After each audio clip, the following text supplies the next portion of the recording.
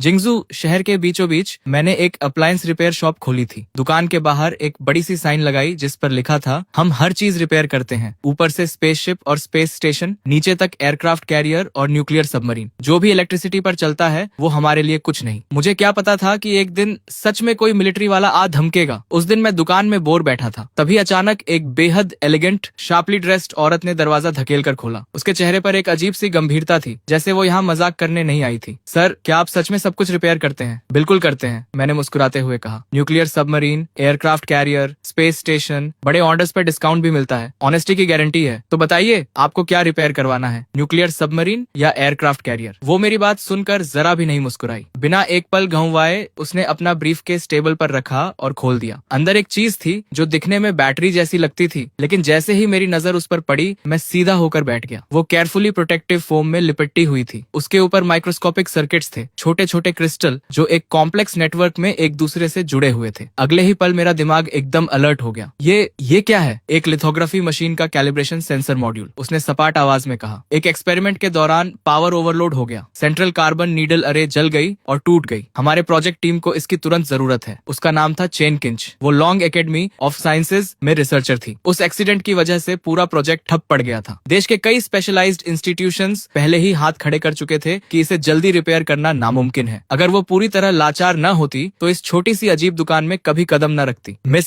मैंने थोड़ा रुककर कहा, आप गलत जगह तो नहीं आ गई? हम यहाँ हाउस होल्ड अप्लायंसेज रिपेयर करते हैं। शायद पड़ोस की हार्डवेयर शॉप आपके ज्यादा काम आए। चेन किंच ने मेरा वो बेबस चेहरा देखा और उसकी आखिरी उम्मीद की किरण भी बुझ गई। उसने एक गहरी सांस ली, ब्रीफकेस उठाई और जाने लगी। सच ही तो था, देश के बड़े बड़े स्पेशलाइज्ड इंस्टीट्यूट्स हाथ खड़े कर चुके थे, तो एक साधारण रिपेयर वाला क्या करेगा? तभी मैंने मजाक छोड़ा। 6 महीने पहले मैं इस दुनिया में आया था और इस दुकान का मालिक बन गया था। साथ में मिली थी एक इनफाइनाइट रिपेयर सिस्टम। इन महीनों में बहुत अजीब अजीब चीजें देखी थी, लेकिन इतनी सोफिस्टिकेटेड चीज कभी नहीं आई थी। ये मौका मैं कैसे जाने देता? आपके पास जो कंपोनेंट है उससे लग रहा है ये C7 टाइप की लिथोग्राफी मशीन का हिस्सा है। चेन किंच एकदम रुक गई, जैसे पैर जमीन से चिपक गए हों। मॉडल बता सकते हो? इम्पैक्ट के वक्त पीक वैल्यू कितनी थी, कितने नैनो सेकंड्स तक रही, और प्रोब अरे के अलावा कोई और पार्ट डैमेज हुआ? ये सुनकर चेन किंच की सांसें थम गईं। उसे अपने कानों पर यकीन नहीं हो रहा था। एक अप्लायंस रिपेयर शॉप का मालिक इतने पॉइंटेड क्लासिफाइड सवाल पूछ रहा था। क्रिएट वैल्यू नॉर्मल पावर की 15 गुना थी, उसने धीरे से कहा। इम्पैक्ट लगभग 3 से 5 नैनो सेकंड तक रही। बाकी कंपोनेंट्स का सेल्फ डायग्नोसिस नॉर्मल है। हम रिपेयरेबल है, लेकिन सस्ती नहीं होगी। पैसे की चिंता मत करो, बस फिक्स कर दो,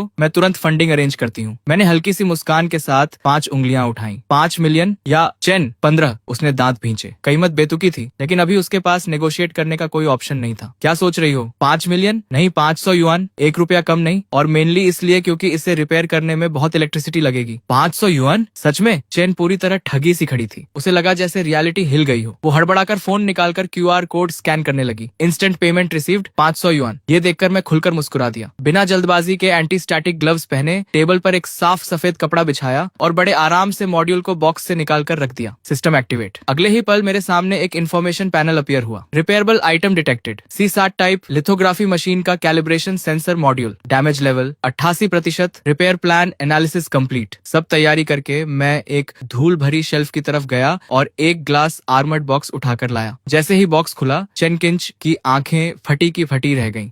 ये क्या है? उसे लगा था कि कोई सीक्रेट वेपन निकलेगा, लेकिन अंदर था एक बेतरतीब ढंग से मॉडिफाइड सोल्डरिंग आयरन, एक house hold hot air gun, एक इलेक्ट्रिक किचन मिक्सर और जगह जगह से बटोरा हुआ जंकयार्ड का सामान। बॉस, आप इस कबाड़ से मेरी फोटोलिथोग्राफी मशीन का पार्ट रिपेयर करने वाले हो? घबराओ मत, मैंने मुस्कुराते हुए कहा। ये सब इक्विपमेंट फैमिली एयरलूम है। अपोलो मिशन के जमाने में इससे पार्ट्स पॉलिश होते थे। लिथोग्राफी मशीन न होती तो मैं इसे निकालता भी नहीं। Apollo mission? चेन किंच के मुंह का कोना फड़का। पछतावा तो था कि यहाँ आई क्यों, लेकिन अब कोई चारा नहीं था। एक बार और ट्राई तो करना ही था। मैंने हेयर ड्रायर उठाया और मॉड्यूल पर चलाने लगा। न कोई हीट थी, बस हल्की सी ओजोन की स्मेल। लेकिन तभी चेन किंच ने हैरान होकर देखा कि माइक्रोमीटर स्केल सर्किट्स में कुछ हो रहा था।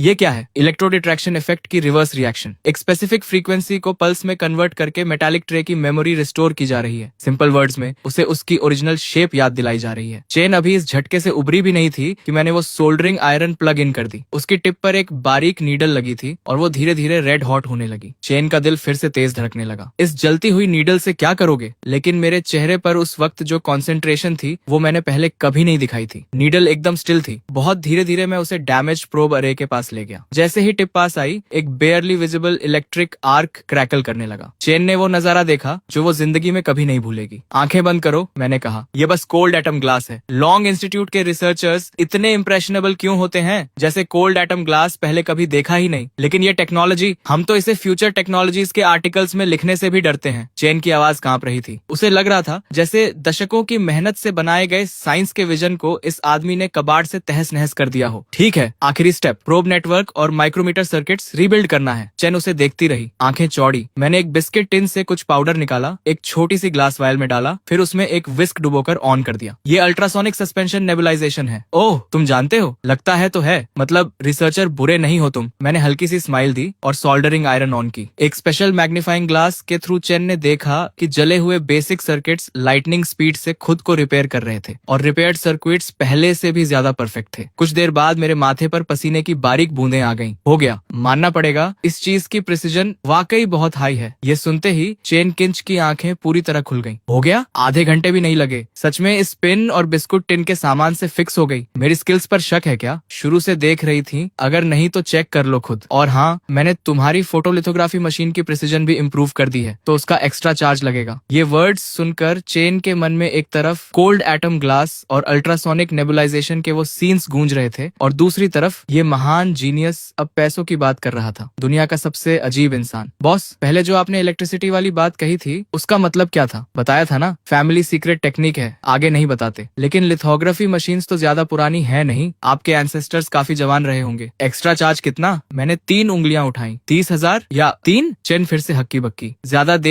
तो भी बुरा, कम दे तो भी बुरा। 300? मिस, स्टेट का पैसा यूं हल्के में मत लो। 300 युआन, 1-1 छोड़ो। चेन किंच की चौड़ी आंखों में अविश्वास चमक रहा था। फिक्स हो गई? और इतना कम मांग रहे हो? ये फोटोलिथोग्राफी टेक्नोलॉजी है, मिलियंस मांगते तो भी देने पड़ते। 800 युआन, 1 पैसा कम नहीं। और हाँ, एक बात बताना भूल गया था, तुम्हारे मास्क की प्रिसीजन भी रिकैलिब्रेट कर दी। सॉरी, वो थोड़ा पुराना था, मुझसे रहा नहीं गया। ओरिजिनल रेजोनेंस फ्रीक्वेंसी थोड़ी कोर्स थी, मैंने 1 परसेंटेज पॉइंट ऊपर कर दी। तुम्हारे प्रोजेक्ट पर कोई खास फर्क नहीं पड़ेगा ना? कितना कहा? 1 परसेंटेज पॉइंट? चेन किंच की सांस रुक गई। एक रिसर्चर होने के नाते वो जानती थी कि वो 1 परसेंटेज पॉइंट कितनी बड़ी बात है। सर, क्या मैं आपका कॉन्टैक्ट ले सकती हूँ? क्यों? मैं एक रिस्पेक्टेबल आदमी हूँ। तुम्हारी चीज फिक्स कर दी, अब और क्या चाहिए? नहीं, एक्चुअली अगर कभी कुछ और फिक्स करवाना हो तो मुझे पता है, डर है कि रिपेयर होल्ड नहीं करेगी और मुझे ढूंढ नहीं पाओगी। नहीं, ऐसा नहीं, घबराओ मत, दुकान यही है, जब चाहो आ जाओ। अगर ठीक से फिक्स नहीं हुई तो 800 युआन वापस। चेन किंच के होठों का कोना एक बार खिंचा, फिर वो रिपोर्ट फाइल करने के लिए पलट गई। लेकिन जैसे ही बाहर निकली, फोन बजा। स्क्रीन पर नाम था डायरेक्टर जू। जैंगलिंग शू, कहाँ हो तुम? मैंने फोटोलिथोग्राफी मशीन का मॉड्यूल रिपेयर करवाने को नहीं कहा था? डायरेक्टर, चिंता मत करो, फिक्स हो गई, वापस लेकर आ रही हूँ। फिक्स हो गई? कहाँ करवाई? एक अप्लायंस रिपेयर शॉप में। लाइन पर एक लंबी खामोशी छाई, फिर धीरे से आवाज आई, कहाँ हो? मैं खुद आता हूँ। सड़क पर रिसर्च इंस्टीट्यूट की कार तेज रफ्तार से भागी जा रही थी। जो का चेहरा सफेद पड़ा हुआ था, ब्रीफकेस गोद में पकड़ी थी, नसें तनी हुई थी। वो जानता था डायरेक्टर अब ब्लास्ट करेगा, लेकिन उसका दिमाग बार बार उस कबाड़नुमा टूल्स और उस अजीब दुकान वाले की तरफ जाता था। उसे लगा जैसे कोई हास्यास्पद सपना देख आई हो। इंस्टीट्यूट के गेट पर पहले से सारी प्रोजेक्ट टीम्स के रिसर्चर्स जमा थे। जैसे ही कार रुकी, भीड़ टूट पड़ी। लिंचू, क्या मॉड्यूल फिक्स हो गया? दिखाओ जल्दी, हमारा प्रोजेक्ट और नहीं रुक सकता। फिक्स हुई शायद, या तो हुई या नहीं हुई। ये शायद क्या है? और कहाँ फिक्स करवाई? स्पेशलिस्ट एजेंसी ने तो महीनों लगने की बात कही थी। अप्लायंस रिपेयर शॉप में। पूरी भीड़ की सांसें थम गई। Appliance repair shop photolithography machine की? ये क्या नॉनसेंस है? जैंगलिंग शू, तुम्हारा दिमाग तो ठीक है ना? जैंगलिंग शू कांप रही थी, आंखों में आंसू आने वाले थे। बस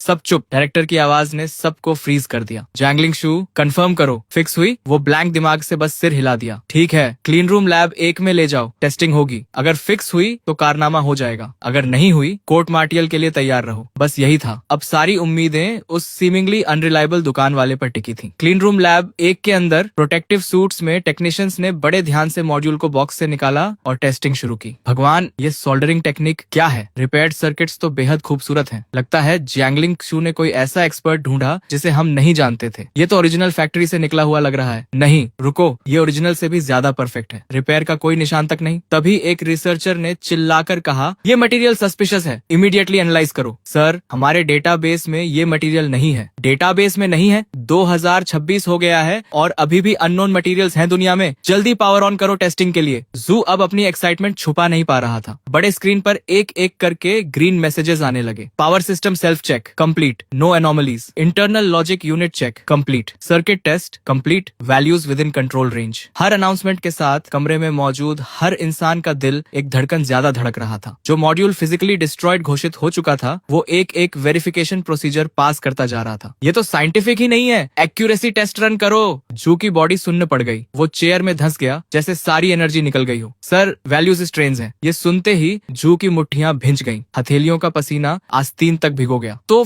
फेल हो गई? जू एकदम कुर्सी से उछला। नहीं सर, ये वैल्यूज किसी बहुत हाई लेवल फोटोलिथोग्राफी मशीन जैसी हैं। हम जो यूज कर रहे थे उससे 1% पॉइंट ज्यादा। मुझे शक है ये हमारा मॉड्यूल ही नहीं है, लेकिन अब भी दुनिया में किसी के पास भी ऐसी टेक्नोलॉजी नहीं होनी चाहिए। 1% पॉइंट ज्यादा, जो कि आंखें पलटी और वो बेहोश होकर गिर पड़ा। लेकिन बाकी सब यूफोरिक थे, स्क्रीन पर स्क्रॉल हो रहे डेटा को टकटकी लगाए देख रहे थे। और एक कोने में चेन किंच अभी भी वहीं खड़ी थी, ब्लैंक एक्सप्रेशन के साथ। तो कैलिब्रेशन मॉड्यूल फिक्स हो गई? फिक्स नहीं जैंगलिंग सू, ये ब्रेक थ्रू है। तुमने एक कारनामा कर दिया। वो अपनी तरफ उंगली उठाते हुए बोली। मैंने? अभी तो डायरेक्टर कोर्ट मार्शल की बात कर रहे थे, एक पल में कारनामा कैसे? जैंगलिंग सू, इस बड़ी टेक्निकल डिफिकल्टी को ओवरकम करने में तुम्हारे एक्सेप्शनल परफॉर्मेंस के लिए मैं तुम्हें इस रिसर्च टीम का हेड नियुक्त करता हूँ। वो अपनी आंखों पर यकीन नहीं कर पा रही थी। लॉन्ग एकेडमी ऑफ साइंसेज में काम करना ही एक ऑर्डिनरी इंसान के लिए पिनिकल था। टीम लीडर बनना उसकी सोच से भी बाहर था। क्या ये सब उस मॉड्यूल रिपेयर की वजह से था? और उस मोमेंट में पहली बार उसे यकीन हुआ उस सीमिंगली अनरिलायबल लड़के की बातों पर। वो 1% एक्यूरेसी इंप्रूवमेंट भी सच था। बताओ चीफ जैंगलिंग, सारे स्पेशलाइज्ड एजेंसीज ने हाथ खड़े कर दिए थे। तुम किसके पास गई थी? आर्मी सब कॉन्ट्रैक्टर, जनरल स्टाफ का कोई बिगविग? इतनी इंपॉर्टेंट मैटर के लिए हम भी पर्सनली जाकर थैंक्स करना चाहते हैं। मैं झूठ नहीं बोल रही, सच में एक छोटी सी लोकल रिपेयर शॉप में फिक्स हुई। Repair stand? टीवी फिक्स करना भी कॉम्प्लिकेटेड है वहाँ। हम फोटोलिथोग्राफी मशीन की बात कर रहे हैं। लिंक्सू, मजाक कर रही हो ना? बिल्कुल नहीं, उस वक्त सच में कोई चॉइस नहीं थी, इसीलिए वहां गई। दरवाजे पर लगी वो साइन ही थी जिसने उसकी नजर खींची। साइन पर लिखा था, ऊपर स्पेसशिप और स्पेस स्टेशन रिपेयर सिखाई जाती है, नीचे एयरक्राफ्ट कैरियर और न्यूक्लियर सबमरीन। जो भी इलेक्ट्रिसिटी पर चलता है वो यहाँ फिक्स होता है। पूरी लेबोरेटरी में एक पल के लिए मौत जैसी खामोशी छा गई। तो मैं अंदर चली गई। बॉस ने soldering iron, hot air gun और मिक्सर से वो मॉड्यूल रिपेयर किया और अंत में कुल 800 युआन लिए। जैसे जैसे वो बोलती जा रही थी उसकी आवाज कमजोर होती जा रही थी। उस मोमेंट में चैन किंच की तरफ सभी की नजरें घूम गईं और हर आंख में हैरानी और अविश्वास था। फोटोलिथोग्राफी मशीन रिपेयर करने के लिए एक रिपेयर शॉप? लेकिन ये तो बिल्कुल नॉनसेंस है। अगर उस आदमी में सच में इतना टैलेंट होता तो पूरी दुनिया उसके पीछे पड़ी होती। तभी जू आगे बढ़ा और ऊंची आवाज में बोला, ये मैटर अब टॉप सीक्रेट क्लासिफाइड है। जो भी इसके बारे में बात करेगा उस पर एस्पियोनाज का आरोप लगेगा। प्रोजेक्ट टीम, इस नई प्रिसीजन लेवल के साथ एक नई चिप सीरीज तुरंत मैन्युफैक्चर करो। मुझे जल्द से जल्द रिजल्ट्स चाहिए। फिर उसने चेन किंच की तरफ इशारा किया। जैंगलिंग सू, अभी जाना मत, उस शॉप का एड्रेस याद है? हाँ, परफेक्ट, मुझे वहाँ ले चलो। मैं उस बॉस से पर्सनली मिलना चाहता हूँ। 1 मिनट रुको, मैं कुछ लेकर आता हूँ। अगर वो इस चीज को फिक्स कर सकता है तो मैं उसे जो चाहे दे दूंगा। मैं? जू? कुछ ही मिनट्स में जू भागते हुए आया, लेकिन जो चीज उसके हाथ में थी उसे देखकर चैन किंच का दिल एक बीत रुक गया। ये तो नन सैटेलाइट नेविगेशन सिस्टम चिप है। आप उसे ये दिखाने जा रहे हो? क्या ये रिपेयर भी हो सकती है? थोड़ी देर बाद दोनों कार से मेरी शॉप पर पहुंचे। चैन किंच अंदर आते ही फेमिलियर अंदाज में बोली, बॉस, काफी दिनों बाद इस बार कोई और भी साथ लाई हूँ। कोई झगड़ा करने आया है? नहीं बॉस, गलत मत समझो, आपने जो डिवाइस रिपेयर किया था वो परफेक्टली काम कर रही है। ये मेरे एक एल्डर हैं, इन्होंने सुना है कि आप बहुत टैलेंटेड हो, कुछ दिखाना चाहते हैं आपको। अच्छा, झगड़ा नहीं है तो ठीक है, आओ, लॉयल कस्टमर हो तो ये फेवर कर देता हूँ, दिखाओ क्या लाए हो। जू ने शॉप में घुसते ही आसपास असेस करना शुरू कर दिया था। जगह उसकी कल्पना से भी ज्यादा डेलिपेटेड थी। उसने सोचा था कि इतनी कॉम्प्लेक्स डिवाइसेस रिपेयर करने वाली जगह पर कम से कम प्रोफेशनल इक्विपमेंट तो होगा, लेकिन यहाँ कोई स्पेशलाइज्ड इक्विपमेंट नहीं था, बल्कि ये तो किसी ऑर्डिनरी रिपेयर शॉप से भी ज्यादा पुराना और अजीब था। मेरी बात सुनकर जू ने ब्रीफकेस खोली। बॉस देखो, क्या ये रिपेयर हो सकती है? मैंने चिप उठाई और देखने का नाटक किया। असल में मेरे दिमाग में सिस्टम चिल्ला रहा था, सिस्टम सिस्टम स्कैन करो अभी। Repairable item detected. नंदो number 3 satellite navigation chip encrypted military version. Damage level 92%। Main logic gate blown. Data buffer failure. Military version. जैसे ही वो दरवाजे से अंदर आया था मुझे पता लग गया था कि ये कोई ऑर्डिनरी आदमी नहीं है, लेकिन आर्मी का होगा ये नहीं सोचा था। लग रहा है दुनिया सच में छोटी होती जा रही है। यंग मैन, ये चिप है, नंदो सैटेलाइट का नेविगेशन चिप है। मेन लॉजिक गेट उड़ गई है, डेटा बफर भी साथ गया। सडन सर्च की वजह से हुआ होगा। तुम्हारे प्रोटेक्शन मेजर्स सच में बहुत कमजोर हैं। पूरी वर्कशॉप में एक पल के लिए डेथली साइलेंस छा गई, जो कि उन थकी हुई आंखों में पहली बार पूरी तरह एस्टोनिशमेंट का एक्सप्रेशन आया। लगता है इस लड़के में दम है। तो बॉस, फिक्स कर सकते हो ना? प्राइस की बात करो। मैंने 5 उंगलियां उठाई और जो की नाक के सामने हिलाई। जो मन में खुश हो गया। 5 लाख? ठीक है, 5 लाख। 5 करोड़ भी होते तो डील था, QR कोड से दे दो या कैश। नहीं नहीं, 5 लाख नहीं, 500 युआन। क्या 500 युआन? 500 युआन में तो चिप का बॉक्स भी नहीं आता। ये प्राइस तो देश की कटिंग एज टेक्नोलॉजी का अपमान है। टेक इट और लीव इट। तुम रिसर्चर्स को पैसा बहुत आसानी से मिल जाता है। 500 और 1 पैसा नहीं, वरना मैं हाथ नहीं लगाता। फिक्स करेंगे बॉस, करेंगे। चेन किंच ने झट से फोन निकाला और पेमेंट QR स्कैन कर दिया, जो बस हेल्पलेसली ये सीन देखता रहा। देश की स्ट्रैटेजिक कटिंग एज चिप एक यंग मैन ने 500 युआन में रिपेयर के लिए एक्सेप्ट कर ली। अगर वो रेगुलर कस्टमर ना होती तो मैं इसे लेता भी नहीं। तुम सच में सोचते हो मैं 500 युआन के लिए परेशान हूँ? सीरियसली? जू का चेहरा थोड़ा खुला। तुम इसे स्मॉल मैटर बोल रहे हो? ये पूरे नंदू सैटेलाइट का मेन कंपोनेंट है। ये लड़का अभी इतना सीरियस था, एकदम चाइल्डिश कैसे हो गया? डायरेक्टर चिंता मत करो, बॉस हमेशा ऐसे ही हैं। टैलेंटेड लोगों का टेम्पर ऐसा ही होता है। जू का चेहरा लाल हो गया। वो एक कोने में मुड़ा। मैंने एक छोटा बॉक्स निकाला और खोला। जू का दिल मुंह को आ गया। अंदर था एक पुराना मैनुअल डेंटिस्ट ड्रिल। कहाँ से ढूंढ के लाया था भगवान जाने। एक पुरानी प्लायर्स और एक चीज जो मैनुअल कॉफी ग्राइंडर जैसी दिखती थी। ये सारा कबाड़ स्क्रैप डीलर भी 5 यूरो में नहीं लेता। जो से रहा नहीं गया। कांपती उंगली से उस पाइल की तरफ इशारा करते हुए उसकी आवाज भी कांप रही थी। आप इस सबसे मेरी चिप फिक्स करने वाले हो? क्यों? मेरे टूल्स पसंद नहीं आए? तो अपनी चिप वापस ले जाओ और खुद स्टडी करो। मेरी छोटी सी शॉप इतने इंपॉर्टेंट क्लाइंट्स के लिए बनी नहीं है। ये कहकर मैंने नाराजगी से टूल्स रख दिए और चेयर पर बैठ गया। मास्टर शू, प्लीज रिपेयर करवाना है हमें, और वैसे भी पैसे दे चुके थे। चेन किंच ने बीच में आकर सिचुएशन संभाली। बूढ़ा जू अंदर से जल रहा था, लेकिन उसने फोर्स कर खुद को शांत किया। मैंने जू को एक नजर से देखा, फिर धीरे से ट्वीजर्स उठाई। उसी मोमेंट में चेन किंच ने मेरा स्पेशल मैग्नीफाइंग ग्लास उठा लिया। लेंस के थ्रू जू और चेन किंच दोनों ने एक इनक्रेडिबल सीन देखा। ये टेक्निक क्या है? लग रहा है फ्ली को पर्म दे रहे हो। जू को गूजबम्स आ गए। उसे लगा जैसे जिंदगी भर की साइंटिफिक रिसर्च बेकार हो गई। अगर एक साधारण आयरन से चिप फिक्स हो जाती है तो मैंने इतना पढ़ा क्यों? पहले पता होता तो 20 यूरो का आयरन ले आता सुपरमार्केट से, 500 युआन बच जाते। जैंगलिंग सू, सच में इसी तरह फोटोलिथोग्राफी मशीन फिक्स हुई थी? ये तो सब दिखावा लगता है, रिपेयर जैसा कुछ दिख ही नहीं रहा। डायरेक्टर देखो ये पाउडर। इस टेक्निक का नाम अल्ट्रासोनिक एटोमाइजेशन सस्पेंशन है। Ultrasonic atomisation suspension? ये क्या होती है? मैनुअल्स में है। मैंने उनकी बातों का जवाब देने की जहमत नहीं उठाई और डेंटिस्ट ड्रिल उठा लिया। उसे पाउडर में डुबोया और चिप के डैमेज्ड एरियाज रिपेयर करने लगा। प्रोसेस फोटोग्राफी मॉड्यूल जैसी ही थी, बस मटेरियल्स अलग थे। टूल की टिप से चिप के सर्किट पर बेयरली विजिबल इलेक्ट्रिक आर्क्स कूद रही थी, हर माइक्रो फ्रैक्चर को प्रिसिजली रिपेयर करती हुई। किसी सुपर हीरो मूवी से भी ज्यादा एब्सर्ड था ये नजारा। ठीक है, हो गया, लेकिन ये नंदो सैटेलाइट नेविगेशन चिप थी, इतने कम टाइम में रिपेयर हो गई? किसी स्पेशलाइज्ड इंस्टीट्यूट में तो रिपेयर प्लान बनाने में ही महीने लग जाते। और क्या करूं? ड्रम्स बजाऊं? रिबन कटिंग सेरेमनी करूं? डायरेक्टर साहब स्पीच दें? जो को गाली देने की जबरदस्त इच्छा हुई। लड़के में टैलेंट तो कमाल का है, लेकिन जबान सांप जैसी है। एक ही लाइन में दम निकाल दिया। उसने देखा मैं कैजुअली टूल्स बॉक्स में फेंक रहा हूँ, जैसे अभी कोई टोस्टर फिक्स किया हो जो ऑन नहीं हो रहा था। इतना नॉनशलेंट। एक बड़ी सी अब्सर्डिटी की लहर जू को डुबो गई। मैं पागल हो गया हूँ या सपना देख रहा हूँ? ये कैसे पॉसिबल है? जू का चेहरा स्केरलेट हो गया। सांस लेने में भी तकलीफ हो रही थी। डायरेक्टर ठीक हो? बस एक छोटी सी चीज फिक्स की है, यहाँ मर मत जाओ, मुझे इस शॉप से रोजी रोटी चलानी है। नहीं ठीक हूँ। जू कंपोजर वापस लाने की कोशिश कर रहा था। डायरेक्टर आदत डालनी पड़ेगी, बॉस का यूजुअल प्रोसीजर यही है। Usual procedure? जीजेंग एक्सू, तुम्हें अंदाजा है मुझे कितना शौक लगा है ये देखकर? पूरी एकेडमी के सैकड़ों एक्सपर्ट्स जो प्रॉब्लम सॉल्व नहीं कर पाए, इसने पुरानी डेंटिस्ट ड्रिल और एक हेयर क्लिप से फिक्स कर दी। ग्रैंडपा तुम्हारी चीज फिक्स हो गई। वैसे मंथली सिग्नेचर एल्गोरिदम थोड़ा बेसिक था तो मैंने उसे इम्प्रूव कर दिया। लोअर लेवल पर केजेस की संख्या भी कम थी, लेआउट भी ठीक नहीं था, वो भी फिक्स कर दिया। बच्चों का खेल। मैंने एक लंबी सांस ली। मेरा इरादा था जू से एक्स्ट्रा 200 युआन मांगने का, लेकिन वो पहले ही हांफने लगा था तो छोड़ दिया। बूढ़े को तकलीफ नहीं देनी थी। इतने कम टाइम में चिप फिक्स ही नहीं की, एल्गोरिदम भी ऑप्टिमाइज किया और पूरी स्ट्रक्चर भी रीअरेंज कर दी। क्या ये इंसेनली पॉसिबल है? ठीक है, चिप वापस लो, इस बार एक्स्ट्रा चार्ज नहीं करूंगा। सस्ते में छूट रहे हो। मंथली सिग्नेचर फ्रीक्वेंसी अब ज्यादा स्टेबल होगी। थ्योरी में सिंक्रोनाइजेशन एरर 1-2 यूनिट कम होनी चाहिए। एग्जैक्ट कितनी कम होगी कैलकुलेट नहीं कर पाया। वापस जाकर खुद मेजर कर लेना। जो से और बर्दाश्त नहीं हुआ। आंखें पलटी,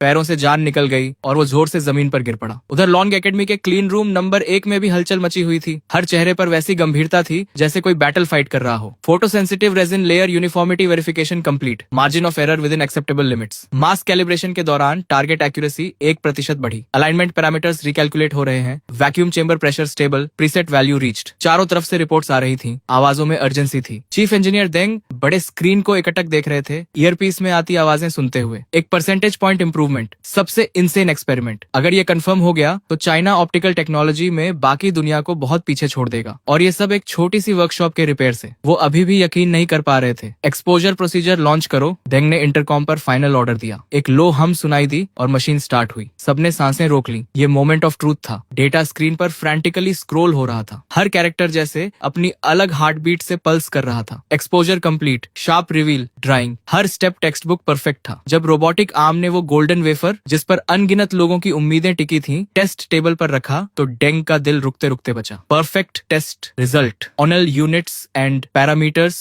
normal, structure intact, effective accuracy increased by 1.2%। पूरी लेबोरेटरी में सन्नाटा छा गया। सब वुडन स्टैचूज बन गए। हमने कर दिया, हमने कर दिया, भगवान मैं सपने में तो नहीं हूँ। सब हंसने लगे लेकिन आंसू झरने की तरह बह रहे थे। डेंग ब्लैंक नजरों से स्क्रीन को देखते रहे। उनका पूरा बॉडी अनकंट्रोलेबली कांप रहा था। इतने सालों की पढ़ाई, इतना नॉलेज और एक अप्लायंस रिपेयरमैन ने उसे पल भर में धूल में मिला दिया। उसी वक्त यूक्सिया के टॉप लीडर्स की मीटिंग रूम में माहौल बेहद भारी था। 10 मीटर से लंबी कॉन्फ्रेंस टेबल पर देश के सबसे इन्फ्लुएंशियल साइंटिस्ट्स बैठे थे। सबने जू की रिपोर्ट पढ़ी है ना? तो क्या लगता है? सॉम मिन्योन ने टेबल पर टैप करते हुए कहा। उनकी आवाज में एक दबी हुई एंगर थी। टेबल पर लॉन्ग एकेडमी के 7वीं इंस्टीट्यूट की नई रिपोर्ट रखी थी। कोई बात करने की जरूरत नहीं, जो चाहे कर रहे हैं। C7 फोटोलिथोग्राफी मशीन का कैलिब्रेशन मॉड्यूल, ये तो सिस्टम का हार्ट है। पूरी दुनिया में गिनती के कंट्रीज हैं जो इसे रिपेयर कर सकते हैं और इन्होंने एक अप्लायंस रिपेयरमैन को दे दिया। क्या फोटोग्राफी मशीन को टीवी समझ रखा है? डीन यान ने मुट्ठी टेबल पर मारी और उठ खड़े हुए। चेहरा गुस्से से लाल था। मैं डीन यान से सहमत हूँ और ये रिपोर्ट में एंसेस्ट्रल नो हाउ और कॉमन पीपल का मास्टर क्या बकवास है। लगता है कोई शिवलरिक रोमांस पढ़ रहे हो। मेरी राय में जो इतने प्रेशर में है कि हेलुसिनेट कर रहे हैं। सालों से वेस्टर्न कंट्रीज हमारा गला दबाए हुए हैं। सबकी इंपेशेंस समझ आती है लेकिन ऐसे मोमेंट्स में ही कूल हेड रखना जरूरी होता है। जो कर रहे हैं वो रिपोर्ट फल्सिफाई करना है। ये सिंपल प्रोफेशनल एरर नहीं, ये serious breach on off discipline है। मीटिंग रूम का माहौल और भारी होता गया। लगभग सबकी राय एक ही थी। सोम मग्न बड़े ध्यान से सब सुन रहे थे। उनकी भौहें और ज्यादा सिकुड़ती जा रही थी। वो जानते थे जो कोई ऐसे वैसे साइंटिस्ट नहीं है जो हल्की बात नहीं करते। शायद कोई और एक्सप्लेनेशन हो। मेरी राय में 7वीं इंस्टीट्यूट के सभी रिसर्च प्रोजेक्ट्स तुरंत हॉल्ट करने चाहिए और इन्वेस्टिगेटिव टीम भेजनी चाहिए। हाँ, अग्रीड। सम मिन्योन ने भीड़ का गुस्सा ऑब्जर्व किया और एक लंबी सांस ली। इस बार जू तुमने सच में ज्यादा ही कर दिया। तभी अचानक मीटिंग रूम का दरवाजा खटखटाया गया। सेक्रेटरी का चेहरा लाल था। मिनिस्टर, 7वीं रिसर्च इंस्टीट्यूट से अभी एक और अर्जेंट रिपोर्ट आई है। जो फिर कब रुकेंगे? ये अगली रिपोर्ट में लिखेंगे गंडम बना दिया। डीन यान ने कंटेम्प्ट से नाक सिकोड़ी। चेहरा और गंभीर होता जा रहा था। रिपोर्ट में लिखा है कि 7वीं इंस्टीट्यूट ने एक नई इलेक्ट्रॉनिक चिप डेवलप की है। कम्प्लीटली नया एटिंग स्टैंडर्ड यूज हुआ है। कम्प्लीटली नया मतलब रिपोर्ट के अकॉर्डिंग इसकी एक्यूरेसी हमारी करंट चिप से 1% पॉइंट ज्यादा है। ये सुनते ही मीटिंग रूम में पहले खामोशी छाई, फिर लिटरली उखड़ पड़ा। 1% पॉइंट? जानते हो इसका क्या मतलब है? वो रिपोर्ट लाओ जल्दी। डीन युआन ने रिपोर्ट की तरफ झपट्टा मारा और एक झटके में उठा ली। पढ़ते पढ़ते उनका पूरा बॉडी कांपने लगा। रोके नहीं रुक रहा था। डीन युआन ने रिपोर्ट की तरफ झपट्टा मारा और एक झटके में उठा ली। पढ़ते पढ़ते उनका पूरा बॉडी कांपने लगा। रोके नहीं रुक रहा था। डीन, क्या हुआ? ठीक हो? ये फिगर्स सही हैं, लेकिन ये पॉसिबल कैसे है? इंसान झूठ बोल सकता है लेकिन नंबर्स नहीं। इतने सालों की रिसर्च में डेटा में जरा सी भी गड़बड़ी वो पल भर में पकड़ लेते थे, लेकिन इस रिपोर्ट के फिगर्स बिल्कुल एक्यूरेट थे। मैं पहले ही कहता था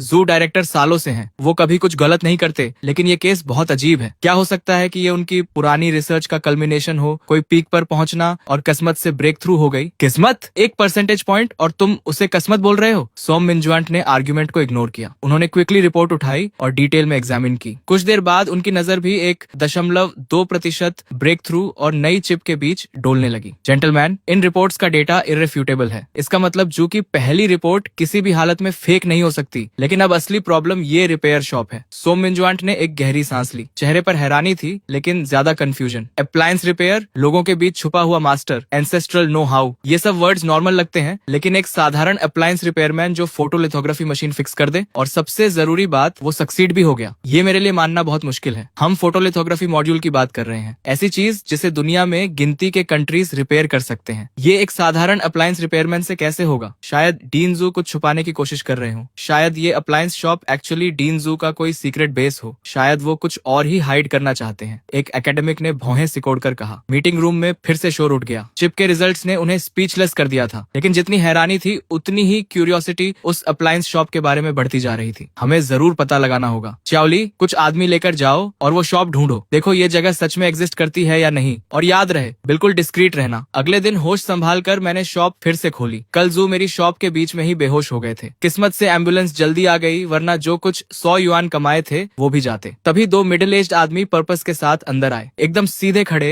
चेहरे स्टर्न, कपड़े ऑर्डिनरी लग रहे थे, लेकिन उनसे एक ऑरा निकल रहा था जो आम इंसान से बिल्कुल नहीं मिलता था। बस माथे पर साइन लिखा होना बाकी था। Plain clothes cop. अंदर आते ही सर्वे करने लगे। ये कस्टमर्स का बिहेवियर तो बिल्कुल नहीं था। कल एक केस गया, आज 2 और आ गए। मेरी छोटी सी शॉप अब ट्रेंडी स्पॉट बनने वाली है। बॉस, अभी खुले हो? हाँ खुले हैं। जेंटलमैन, क्या फिक्स करवाना है? इम्पोर्टेड वॉशिंग मशीन जो टर्न नहीं हो रही, या अमेरिकन रेफ्रिजरेटर जो कूल नहीं कर रही? बॉस ये देखो। एक आदमी ने एक छोटी स्क्वायर सी डिवाइस काउंटर पर रख दी। कोई स्पेशल पैकेजिंग नहीं। ये क्या है? पुराना MP3 प्लेयर या पुरानी पावर बैंक? हाँ यही है, पुराना म्यूजिक प्लेयर। बॉस, फिक्स हो सकता है। Music player? तुम्हारा म्यूजिक प्लेयर ऐसा दिखता है? किसे बेवकूफ बना रहे हो? जैसे ही वो दोनों अंदर आए थे, मैंने उनके पास मौजूद सभी इलेक्ट्रॉनिक डिवाइसेस स्कैन कर लिए थे। जो डिवाइस उन्होंने दिखाई वो एक ब्लैक ब्रदर मिलिट्री सिफर मशीन थी। मलफंक्शन का कारण था एक इम्प्रॉपर पावर आउटेज से ट्रिगर्ड सिक्योरिटी लॉक। ये दोनों रिपेयर करवाने नहीं आए, टेस्ट करने आए हैं मुझे। ये नई नहीं लगती। फिक्स करना कॉम्प्लिकेटेड हो सकता है, लेकिन पुरानी चीजों पर ही असली क्राफ्ट्समैनशिप की पहचान होती है। अक्सर टूटी नहीं होती, बस एक्टिंग अप कर रही होती है। मैंने ट्रैकिंग डिवाइस हाथ में तोली। दोनों ने एक दूसरे को देखा, बिविल्डर्ड। मेरे मिस्टीरियस गेम के सामने उनका पेशेंस क्लियरली खत्म होने लगा था। इस बार मैंने इलेक्ट्रिक इक्विपमेंट भी नहीं निकाली, बस डिवाइस को उंगलियों से टैप किया। रिदमिक और स्लो टैपिंग। सुनने में सिंपल लग रहा था, लेकिन सामने के दोनों आदमी पसीने में भीग चुके थे। वो इमरजेंसी रिसेट कोड टाइप कर रहे थे।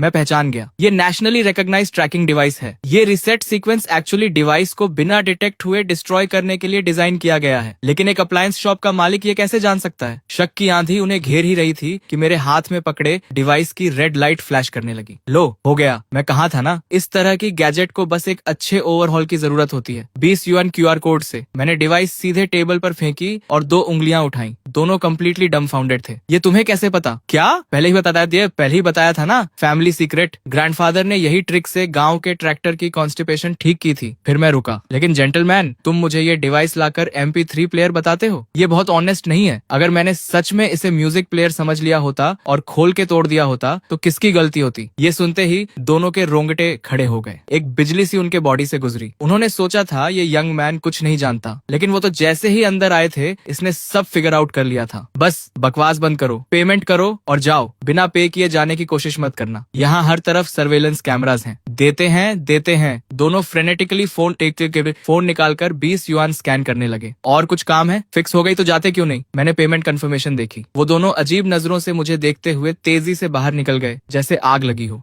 लेकिन शॉप से थोड़ी दूर जाते ही दोनों कार में बैठ गए और गहरी सांस ली। सर, हम बोल रहे हैं, क्या वो शॉप एग्जिस्ट करती है? हाँ, शॉप डेफिनेटली एग्जिस्ट करती है। बस ये आदमी थोड़ा क्रीपी है, जितना हमने सोचा था उससे कहीं ज्यादा। जैसे ही हम थ्रेशोल्ड पर गए, उसके ट्रैप में आ गए। उसने तुरंत समझ लिया क्या फिक्स करवाना है, और वो एनक्रिप्टेड अनलॉकिंग मेथड भी जानता है। हमारा एनक्रिप्टेड अनलॉकिंग मेथड। ये कैसे पॉसिबल है? ये microphone top of the line है। नेशंस के बीच एस्पिनाज ऑपरेशंस काउंटर करने के लिए स्पेसिफिकली डिजाइन की गई है। मिनिस्टर, मैं जो कह रहा हूँ वो सच है। इस रिपेयर शॉप का ओनर बहुत सस्पिशियस है। इस तरह एक्सप्लेन करना कॉम्प्लिकेटेड है। ठीक है, दोनों अभी घर जाओ। हॉस्पिटल के डिसइंफेक्टेंट की स्मेल जो के नथुनों में भर गई। हार्ट मॉनिटर की फेंट स्टेडी बीप गूंज रही थी। सर, आंख खुल गई। चिप, मेरी चिप कहाँ है? चिप यहाँ है। छोटा केस झट से उनके पास लाया गया। जू ने जल्दी से चिप देखी, सेफ और साउंड। दिल की धड़कन आखिरकार नॉर्मल हुई और एक राहत की सांस निकली। मुझे हॉस्पिटल से जाना है। डॉक्टर ने कहा है अभी कंडीशन अलाउ नहीं करती, रेस्ट चाहिए। इम्पॉसिबल, ये क्रूशियल मोमेंट है, मुझे निकलना ही होगा। जो जिद से उठ खड़े हुए और जल्दी से कपड़े पहने। नंदो सैटेलाइट चिप को सीने से लगा लिया। कभी ये सिर्फ स्क्रैप मेटल का ढेर था, लेकिन अब ये उनकी सबसे कीमती चीज थी। कार लाओ, अभी चलते हैं। थोड़ी देर बाद 7वीं रिसर्च इंस्टीट्यूट की बिल्डिंग सामने आई। कई सिक्योरिटी चेक पॉइंट्स पार करके कार एडमिनिस्ट्रेशन बिल्डिंग के सामने रुकी। जैसे ही कार रुकी, एक व्हाइट कोट पहने रिसर्चर घबराए हुए चेहरे के साथ दौड़ता हुआ आया। क्या हुआ? हुआ? डायरेक्टर, सेंट्रल सिस्टम्स से लोग आए हैं, अभी लैब में हैं। Central systems? इतनी अचानक? 7वीं रिसर्च इंस्टीट्यूट में इंस्पेक्शन के लिए आए थे। फोटोलिथोग्राफी मशीन के लिए डेवलप की गई नई प्रिसीजन चिप जो 1% ज्यादा एक्यूरेट है। शायद उन्हें यकीन नहीं हुआ तो पर्सनली देखने आ गए। क्या कहा? 1% ज्यादा प्रिसीजन वाली चिप कंप्लीट हो गई। ये सुनते ही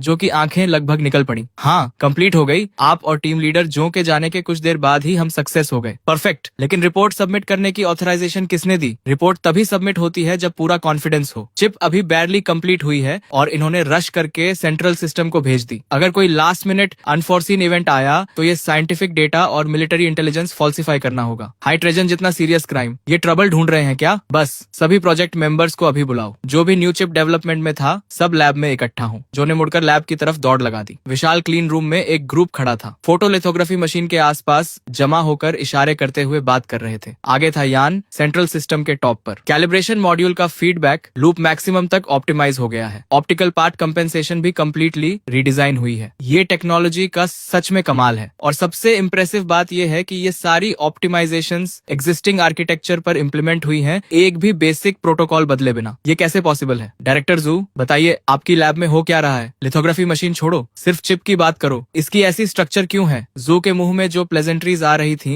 वो गले में ही अटक गई। एक्सप्लेन करो। लेकिन एक्सप्लेन क्या करें? भगवान, चिप उन्होंने खुद डेवलप की और एक्सप्लेन करना मुश्किल है। ऑनरेबल एकेडमिक्स, ये एक्सप्लेन करना थोड़ा कॉम्प्लिकेटेड है। अगर डायरेक्टली टेस्ट डेटा पर चले तो ज्यादा क्लियर होगा। कोई भी एक्सप्लेनेशन रॉ डेटा जितनी इम्पैक्टफुल नहीं होगी। नई चिप को बड़े ध्यान से उठाकर बीजीजी प्लेटफॉर्म के टेस्ट स्लॉट में रखा गया। एक साउंड आई और स्लॉट ऑटोमेटिकली लॉक हो गया। सेल्फ डायग्नोस्टिक एनवायरनमेंट इनिशिएट हुआ। Vacuum environment, okay. Temperature stabilised at 21.5 degree Celsius. Electromagnetic shielding activated. Low frequency calibration accuracy test initiate हो रहा है। Calibration module response time 3.8 nanoseconds. Stable operation. Optical path deviation correction rate 12.5 micron. Design specification से 1.2% ज्यादा। इन reports को सुनते ही भीड़ में excitement की लहर दौड़ गई। एक सिंपल बेसिक टेस्ट ने ही उन्हें स्पीचलेस कर दिया। यान लाओ, ये फिगर्स ऑलरेडी अस्टाउंडिंग है। हमारी स्टैंडर्ड लिथोग्राफी मशीन का करेक्शन रेट पीक पर 12.1 माइक्रोमीटर्स डिजाइन था। यान लाओ ने सिर हिलाया। चेहरे पर कोई इमोशन नहीं था। Basic test validated. Second phase का high intensity lot testing launch करो। जू का चेहरा भी इंप्रेसिव था, लेकिन जो कांपना रोके नहीं रुक रहा था वो अंदर की बेचैनी को बता रहा था। कमांड्स कंप्लीट हुए। होलोग्राफिक प्रोजेक्शन इंस्टेंटली अपीयर हुई। डेटा की एक फ्लड पागलों की तरह चिप से सर्च कर रही थी। ये टेस्ट सिमुलेट कर रहा था लिथोग्राफी मशीन को एक्सट्रीम कंडीशंस में। बहुत हाई प्रिसीजन एक्सपोजर स्टेट और complex computational state. Chip utilization rate 99.6%। Temperature rise 45 degree, 67 degree, 70 degree. सब कुछ इसी पर टिका था। लेबोरेटरी में साइलेंस छा गई। बस नर्वसली निगलने की आवाजें सुनाई दे रही थी। पिछले टेस्ट में जैसे ही चिप सेफ्टी टेम्परेचर पार करती थी, सेल्फ प्रोटेक्शन मोड एक्टिवेट हो जाता था, फ्रीक्वेंसी गिर जाती थी और कैलिब्रेशन परफॉर्मेंस क्रैश कर देती थी। लेकिन इस मोमेंट में होलोग्रामिक स्क्रीन पर कैलिब्रेशन रिस्पॉन्स टाइम का डेटा वही था, 3.8 नैनोसेकंड्स। हिला नहीं। टेम्परेचर स्टेबलाइज हो गई थी, 76 डिग्री सेल्सियस। एल्डर यान और बाकी सब होलोग्राम को घूरते रहे। आंखों में डिसबिलीफ साफ झलक रहा था। ये चिप इतने टेम्परेचर पर स्टेबल कैसे रह सकती है? इसकी हीट डिसिपेशन कैपेसिटी स्टेबलाइज कैसे हो गई? ये तो उनके सारे ट्रेडिशनल साइंटिफिक अंडरस्टैंडिंग को उलट कर रख देने वाली बात थी। तभी जू के दिमाग में एक विम आई। वो सेंट्रल सिस्टम के अपने लीडर्स को इम्प्रेस करना चाहता था और उसने बिना किसी की परवाह किए अनाउंस कर दिया, सभी स्टेशनों तैयार हो जाओ। Final test. लिथोग्राफी मशीन का एक्सट्रीम वाइब्रेशंस में ऑपरेशन का सिमुलेशन, हाई टेम्परेचर और कॉम्प्लेक्स इलेक्ट्रोमैग्नेटिक इंटरफेरेंस के साथ अल्ट्रा प्रिसीजन, कैलिब्रेशन और रेजिस्टेंस टेस्टिंग शुरू करो। ये सबसे डिमांडिंग प्रोटोकॉल है। कोई भी चिप इसे विदस्टैंड नहीं कर सकती। कमरे में एक सन्नाटा छा गया क्योंकि सब जानते थे कि चिप इंस्टेंटली जल जाएगी। एल्डर यान ने जू को रोकने की कोशिश की। ओल्ड जू, हम ऑलरेडी इस नई चिप की सक्सेस देख चुके हैं और टेस्टिंग की कोई जरूरत नहीं। ये तो परफेक्ट से भी ज्यादा है। लेकिन जू उस वक्त किसी पागल की तरह था, किसी की सुनने को तैयार ही नहीं था। एल्डर यान ने आवाज तेज की, जू, मेरा ऑर्डर सुना नहीं? अभी बंद करो ये टेस्ट। मैंने कहा नहीं होगा। मैं देखना चाहता हूँ कौन हाथ उठाने की हिम्मत करता है। यन सच में अंदर से घबरा रहा था। इतनी एक्स्ट्रॉर्डिनरी चिप, और अगर जू की इस जिद की वजह से वो बर्बाद हो गई तो सबका दिल टूट जाता। सभी टेस्टिंग यूनिट्स के हेड्स के हाथ हवा में ही जम गए थे। माथे से पसीना गालों तक बह रहा था। एक तरफ सेंट्रल सिस्टम था जिसका रैंक इंस्टीट्यूट से कहीं ऊपर था, दूसरी तरफ उनका डायरेक्ट सुपीरियर जू था। किसी को भी दुश्मन बनाना तबाही होती। फिर भी रिसर्चर्स में जो देव का ऑर्डर तोड़ने की हिम्मत नहीं आई। लिथोग्राफी मशीन जो अभी अभी रुकी थी वो दोबारा चालू हो गई। स्क्रीन पर होलोग्रामिक प्रोजेक्शन का डेटा फिर से फ्रैंटिकली स्क्रॉल करने लगा। यान ने चेतावनी दी, जो देव, सुन लो,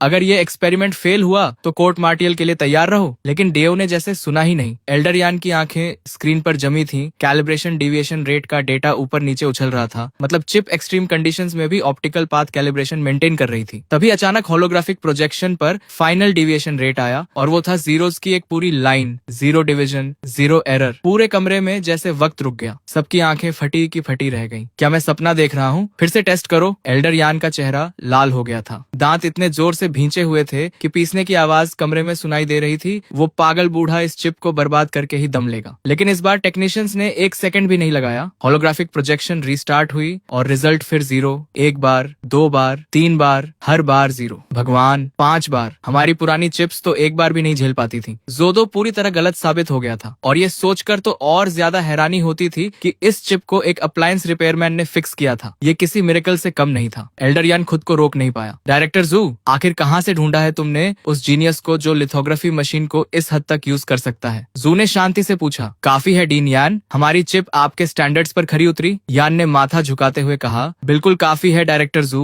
बहुत ज्यादा काफी है। और वो कोर्ट मार्शल वाला प्रपोजल? इस बार जो को थोड़ा पेटी जरूर लगा, लेकिन सच यही था कि ड्रैगन कंट्री का 7वां रिसर्च इंस्टीट्यूट कुछ भी नहीं है, तो सेंट्रल सिस्टम के लोग यहाँ आए ही क्यों? क्या इसीलिए नहीं कि उन्हें खुद पर भरोसा नहीं था? जू ने एक स्मग स्माइल के साथ कहा। एक टेस्ट काफी नहीं था तुम्हारे लिए, तो हमने एक साथ 5 दे दिए। अब तो कन्विंस्ड हो? एल्डर यान ने हंसते हुए जवाब दिया। डायरेक्टर जू, हम उस उम्र से निकल चुके हैं जब छोटी छोटी बातों पर झगड़ते थे। फिर उन्होंने अपने असिस्टेंट को आवाज लगाई, जाओ मेरी कार की ट्रंक से मेरी सबसे अच्छी एपो टी लेकर आओ। पूरे सेंट्रल सिस्टम में डायरेक्टर जू का नाम सुनकर सब दंग थे। डीन का तेज मिजाज कौन नहीं जानता। तभी एक एम्प्लॉई डॉक्यूमेंट्स लेकर आया। डायरेक्टर जू, हमारे 5 टेस्ट का detailed data report please sign कर दीजिए। जू ने हाथ हिलाया। मुझे अकेला छोड़ो। डीन यान ने झट से उस एम्प्लॉई के हाथ से डॉक्यूमेंट्स ले लिए और बड़े ध्यान से देखने लगे। चेहरे पर मुस्कान फैलती जा रही थी। 5 टेस्ट का डेटा अलग अलग रिजल्ट्स दिखा रहा है। इस चिप की स्टेबिलिटी रेट बढ़ती ही जा रही है। ये फीडबैक कर्व देखो, मैं यकीन नहीं कर पा रहा। यान डॉक्यूमेंट्स को ब्रीफ केस में भरते हुए बोले, अगर हमारे पास ऐसा डेटा और होता तो इंग्लैंड हमारा क्या बिगाड़ लेता? फिर उन्होंने झू की तरफ मुड़कर पूछा, यार एक बात बताओ, ये गैजेट सच में उसी अप्लायंस रिपेयरमैन ने बनाई थी? जू ने हाँ में सिर हिलाया। यान ने हैरानी से कहा, अभी भी बिलीव नहीं हो रहा। कम से कम बताओ उसने कौन से मटेरियल्स यूज किए। ये साइंटिफिक रिसर्च के लिए बहुत वैल्यूएबल होगा। जू बोले, ठीक है, उस बॉस को कॉल करता हूँ, सब चुप रहो। जू ने नंबर डायल किया। हेलो बॉस, मैं चैन किंग्स का अंकल हूँ, उस दिन रिपेयर के लिए आया था, याद है? दूसरी तरफ से आवाज आई, अरे तुम हो, ठीक हो गए? कॉल किस लिए? पैसे मांगने? जू ने जल्दी से कहा, नहीं नहीं, गुड न्यूज देने के लिए। जो फोटोग्राफी मशीन का मॉड्यूल रिपेयर किया था वो परफेक्टली काम कर रहा है। बॉस ने फ्लैट टोन में कहा, तो कोई नई बात बताओ, मुझे पता था। जो ने पूछा, वो आपने क्या यूज किया था उसमें? बॉस ने बेफिक्री से जवाब दिया, एक ऑर्गेनमा जार का लिड था, उसे पाउडर में पीसकर वेल्डिंग में यूज किया। एक्चुअली सोचा था एक एनिमल शेप्ड बिस्कुट टिन का लिड लूंगा, तुमसे कुछ 100 युआन ही लिए। दोस्त का भाव समझो। ये सुनकर कमरे में मौजूद सब लोग बिल्कुल स्पीचलेस हो गए। एक ऑर्गेनमा जार के लिड से फोटोग्राफिक टेक्नोलॉजी मास्टर हो जाती है। हॉट सॉस बेचने वाले ब्रांड की टेक्नोलॉजी इतनी एडवांस्ड है। यान हंसते हंसते बोले, channel boss, photography machine repair करने के तरीके तो कमाल के हैं तुम्हारे। पहली बार लगा कि फोटोग्राफी मशीन इतनी लो एंड चीज है, किसी भी लिड से काम चला लेते हो। तभी बॉस की आवाज आई, बहुत बिजी हूँ, नेबर आंट लियू का इंडक्शन कुकटॉप फिक्स करना है, उन्हें खाना बनाना है, बस अब और कोई प्रॉब्लम नहीं। और कॉल कट गई। पूरी लैबोरेटरी में डेथली साइलेंस छा गई। किसी ने पूछा, बॉस ने आखिर में क्या कहा? जू ने मुश्किल से जवाब दिया, कहा कि नेबर मिसेज लियू को खाना बनाना है, इसलिए इंडक्शन कुकटॉप रिपेयर करने जाना है। खाना बनाने के लिए? जू ने खाली आंखों से दोहराया और अगले ही पल वो स्टिफ होकर मुंह के बल गिर गए। सब चिल्लाए, एम्बुलेंस बुलाओ। कोई 10 मिनट बाद वो हॉस्पिटल रूम में थे। डॉक्टर ने बाहर आकर बताया, कोई सीरियस बात नहीं, बस सडन इमोशनल आउटबर्स्ट की वजह से ब्लड प्रेशर स्पाइक हो गया। इनकी उम्र में स्ट्रॉन्ग इमोशंस से बचना चाहिए। ये सुनकर जू का दिल जो अभी अभी डूब रहा था थोड़ा शांत हुआ। स्ट्रॉन्ग इमोशंस और ऑर्गेनमा जार के लिड से रिपेयर हुई फोटोग्राफी मशीन से ज्यादा पावरफुल इमोशन क्या होगा? ये तो सारी साइंटिफिक थ्योरीज को उलट देने वाली बात थी। बाकी सब रिसर्चर्स जू के पास आ गए। डायरेक्टर जू, उस बॉस से दोबारा कॉन्टेक्ट करवाइए। हमें जानना है कि फोटोग्राफी मशीन रिपेयर करने वाले लिड की होगनमा ब्रांड कौन सी है। ये चाइना के लिए बहुत जरूरी है, आप अकेले मत रखिए इसे। जो ने हाथ उठाया, घबराओ मत, क्रेडिट कहीं नहीं जाएगा। बस उस बॉस का मिजाज बहुत कड़क है, हमारी स्टेटस उसकी नजर में कुछ नहीं। सही मौका देखकर उसे देश की सेवा के लिए कन्विंस करूंगा। सबने समझदारी से सिर हिलाया। उधर दोपहर की सुस्त धूप में मैं सुबह का काम निपटाकर आराम कर रहा था, हाथ सिर के पीछे रखे, कुर्सी पर हिलते हुए सोच रहा था कि आज खाने में क्या होगा। तभी बाहर से एक जानी पहचानी आवाज आई, लिटिल चेन। अरे लिटिल चेन, खाया नहीं अभी तक? देखो इंडक्शन हॉब फिक्स हो गया। कितनी जल्दी? ग्रैंडमा ने ब्रेस्ड पोर्क बनाया है, आओ चखो, मैंने मुस्कुराते हुए कहा। शुक्रिया ग्रैंडमा। सच कहूँ तो 800 मसालों वाला रेस्टोरेंट का खाना भी उस होममेड खाने के सामने कुछ नहीं जो सिर्फ नमक और डार्क सोय सॉस से बने, कहीं ज्यादा स्वादिष्ट होता है। ग्रैंडमा बोली, शुक्रिया तो मुझे करना चाहिए, तुम रिपेयर के पैसे भी नहीं लेते। आज तुम्हारे बिना ग्रैंडमा खाना भी नहीं बना पाती। तुम तो ऑफिशियल कस्टमर सर्विस से भी बेहतर हो। इधर ये बातें हो रही थी, उधर सेंट्रल सिस्टम के मेन ऑफिस में 2 आदमी खड़े थे जिनके सिर इतने झुके थे कि लगभग जमीन छू रहे थे। उनके सामने डेस्क पर बैठे मेन्जुआंट की पीठ बिल्कुल सीधी थी और सामने रखा था वो बग जो मैंने रिपेयर किया था, एक military grade bug, alpha rated security, जिसकी कोर टेक्नोलॉजी को कई रिसर्च इंस्टीट्यूट्स ने मिलकर फाइनलाइज किया था और एक छोटी सी रिपेयर शॉप के मालिक ने उसे हैक कर लिया था। कितना वक्त लगा उसे? 5 मिनट नहीं, 6 मिनट। एक मिलिट्री ग्रेड स्पाई डिवाइस बिना किसी टूल के हैक किया। तुम मुझे बेवकूफ समझते हो? मेन्जुआंट की आवाज में गुस्सा साफ था। एक ऑफिसर ने जवाब दिया, सर ये सच है, हम म्यूजिक प्लेयर बोलकर गए थे। उसने लेते ही top secret reboot sequence type किया, वो सिस्टम भी एक्टिवेट कर दिया जिस पर हम काफी वक्त से अटैक कर रहे थे और कभी सक्सेस नहीं मिली। ऐसे लगा जैसे वो शुरू से जानता था कि ये क्या है। एक अप्लायंस रिपेयरमैन ने बिना किसी टूल के सिर्फ उंगली से टैप करके सब कर दिया। एग्जैक्टली साइंस फिक्शन मूवी जैसा था। पूरे ऑफिस में एक भारी खामोशी छा गई। मेन्जुएंट ने कुर्सी पर टेक लगाई, आंखें बंद की, सांसें स्टेडी थी लेकिन दिमाग तेजी से चल रहा था। उस शॉप में कुछ स्पेशल था? नहीं सर, बिल्कुल ऑर्डिनरी रिपेयर शॉप थी। तेल के दाग, हर तरफ स्पेयर पार्ट्स, बेहद मेसी। हमने कई बार इंस्पेक्ट किया, कोई सीक्रेट कंपार्टमेंट नहीं, कोई हाईटेक इक्विपमेंट नहीं। मेन्जुएंट ने गहरी सांस ली, चेहरे पर डिसअपॉइंटमेंट था। जो इंसान इतनी आसानी से इसे डिसाइफर कर सके वो एक मेसी रिपेयर शॉप में बैठा हो, ये बात अपने आप में बहुत स्ट्रेंज है। या तो ये जू का हिडन एसेट है। फिर उन्होंने खुद ही आइडिया खारिज किया, नहीं, अगर जू का एसेट होता तो जू कभी बताता नहीं। तभी ऑफिस का दरवाजा जोर से खुला। डायरेक्टर सोने, जल्दी देखिए, जो झूठ नहीं बोल रहा था, 1% एक्यूरेसी सच है। मेन्जुआंट ने डॉक्यूमेंट लिया, नजर डाली और तुरंत माथे पर बल पड़ गए। ये रिपोर्ट डीन यान ने 7वीं रिसर्च इंस्टीट्यूट से भेजी है। डायरेक्टर सोने, इस रिपोर्ट के साथ हम दुनिया को चाइना की ऑप्टिकल टेक्नोलॉजी में ब्रेक थ्रू अनाउंस कर सकते हैं। और डीन यान तुम्हारे साथ नहीं आए? डीन यान हॉस्पिटल में है। हॉस्पिटल में? क्या हुआ? बीमार नहीं है, बस रिपोर्ट देखकर इतने एक्साइटेड हो गए कि बेहोश हो गए। डॉक्टर ने कहा। एक्साइटमेंट स्पाइक से ब्लड प्रेशर बढ़ गया। सोने बिल्कुल स्पीचलेस रह गए। लगता था वो दिन आ ही गया था जब चाइना वेस्टर्न ब्लॉकेट तोड़ने वाला था। तभी डेस्क पर फोन बजा। हेलो जनरल जियो। हाँ मैं जानता हूँ। नहीं, बिल्कुल नहीं। जनरल जियो, मैं जानता हूँ तुम सब यूआईओ को फंसाना चाहते हो, लेकिन जो तुम मांग रहे हो वो रेगुलेशंस के खिलाफ है। नहीं, एब्सोल्युटली नहीं। फोन उठाते ही सोने ने एक के बाद एक रिफ्यूजल्स दे दिए। चेहरा हर पल और सख्त होता जा रहा था। जाओ, मैं हेल्प नहीं करना नहीं चाहता, बात यह है कि कर नहीं सकता। सीईओ एक परफेक्ट स्ट्रेटेजिस्ट है। मिलिट्री मैन्यूअर्स में यूआईएओ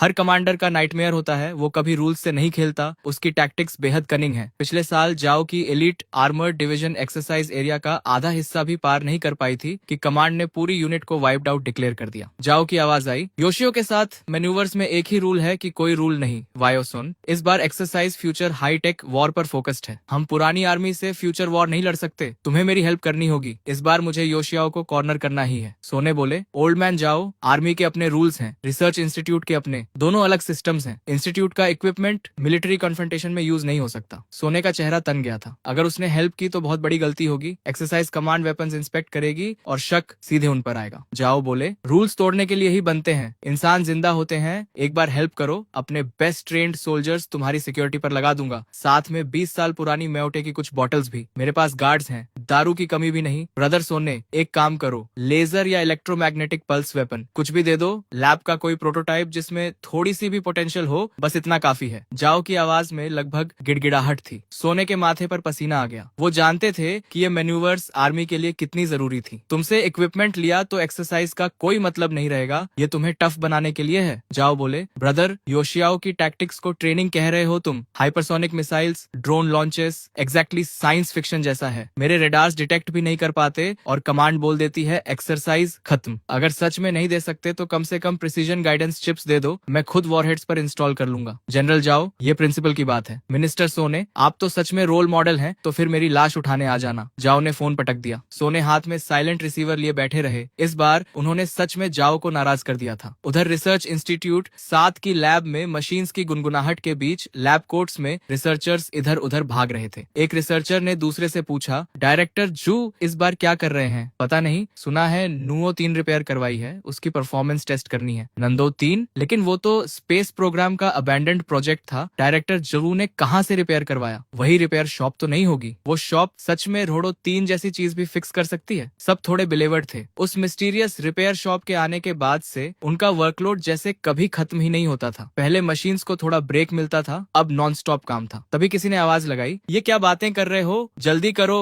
डायरेक्टर जू बस आने ही वाले हैं। बात खत्म भी नहीं हुई थी कि जू प्रोटेक्टिव क्लोथिंग पहने एक स्मॉल ब्रीफकेस लिए अंदर आ गए। प्रेपरेशंस कैसी हैं? सर सब रेडी है। अच्छा, नंदो 3 सैटेलाइट नेविगेशन सिस्टम के high precision atomic clock synchronization chip का टेस्ट ऑफिशियली शुरू होता है। नंदो 3 चिप रेडी करो, टारगेट लॉक करो, सिमुलेटेड इंटरफेरेंस सिग्नल लॉन्च करो, इंटेंसिटी लेवल 5। लेवल 5 अनाउंस करते वक्त एक स्लाइट हेजिटेशन आई, क्योंकि लेवल 5 इंटरफेरेंस लगभग वर्स्ट कॉम्बैट कंडीशंस का सिमुलेशन था। ऐसे एनवायरनमेंट में कोई भी state of the art navigation system completely blind हो जाता। शुरू करो। जू देव के कमांड पर ड्रोन मूव करने लगा। प्रोजेक्शन स्क्रीन पर ड्रोन के सारे पैरामीटर्स दिख रहे थे। अगले ही पल एनवायरनमेंट ड्रास्टिकली बदल गया। डेटा स्पाइक होने लगा। कॉम्प्लेक्स इंटरफेरेंस सिग्नल्स ने ड्रोन को कंप्लीटली घेर लिया और जो डिवाइस अभी परफेक्टली स्टेबल थी वो वबल करने लगी। Alert, drone trajectory deviation. Jodev का चेहरा देखा, डिसअपॉइंटमेंट साफ था। फेलियर, जैसा मुझे डर था। दुनिया सबके साथ फेयर है। शेन योंजो का लिथोग्राफी मशीन रिपेयर करना पहले से ही इनक्रेडिबल था। नांदू सैटेलाइट नेविगेशन सिस्टम उनकी एक्सपर्टीज से बाहर था। लेकिन जैसे ही जोदेव ने निराशी में सिर झुकाया, कमरे में सडनली एक्सक्लेमेशंस गूंज उठे। उन्होंने झट से सिर उठाया और देखा कि होलोग्राफिक स्क्रीन पर एक तीसरा डेटा सेट आ गया था, चिप के खुद के एल्गोरिदम से। उस एल्गोरिदम ने ड्रोन के डेटा को ओवरराइट करके अपना सुपर इम्पोज कर दिया और देखते ही देखते लार्ज स्क्रीन का डेटा स्टेबलाइज हो गया, बिल्कुल स्टिल, और ड्रोन स्काई में सेफली सर्कल करने लगा। ये क्या था? हमारे